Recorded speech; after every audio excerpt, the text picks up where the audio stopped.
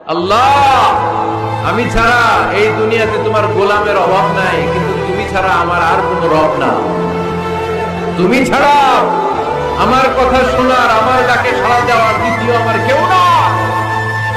তুমি মাফ করতে পারো, তুমি ক্ষমা করতে পারো, সব গুনাহকে স্বীকার করলাম।